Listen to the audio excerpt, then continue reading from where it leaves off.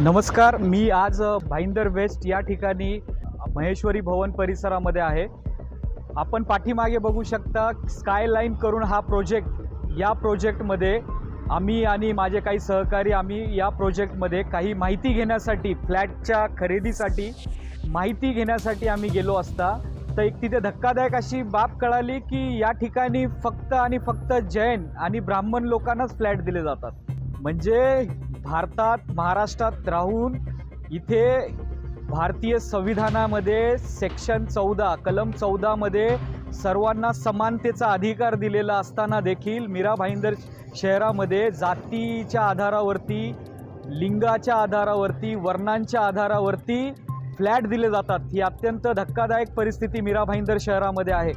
या स्कायलाईन प्रोजेक्टमध्ये तिथले काही त्यांचे प्रतिनिधी असतील, त्यांनी आम्हाला असं स्पष्ट सांगितलं आहे की तुम्ही जर मराठी असताल, तुम्ही जर नॉनव्हेज खात असताल, तुमची जर जात जैन किंवा ब्राह्मण नसेल तर तुम्हाला तो फ्लॅट दिला जाऊ शकणार नाही.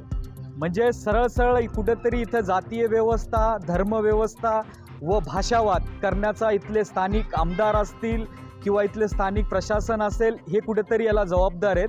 तर माझी अशी एक प्रशासनाला मागणी राहील की हा जो कोण बिल्डर असेल, जो प्रोजेक्टवाला असेल, त्यांच्यावरती या सगळ्या कलमाच्या अंतर्गत जे हाऊसिंग ॲक्ट असतील, संविधानाचे जे कलम 14चं नियमांचं उल्लंघन असेल, भाषेवरती, जातीवरती आधारात जर तुम्ही फ्लॅट देत असतील तर हे कायद्याचं, संविधानाचं उल्लंघन आहे.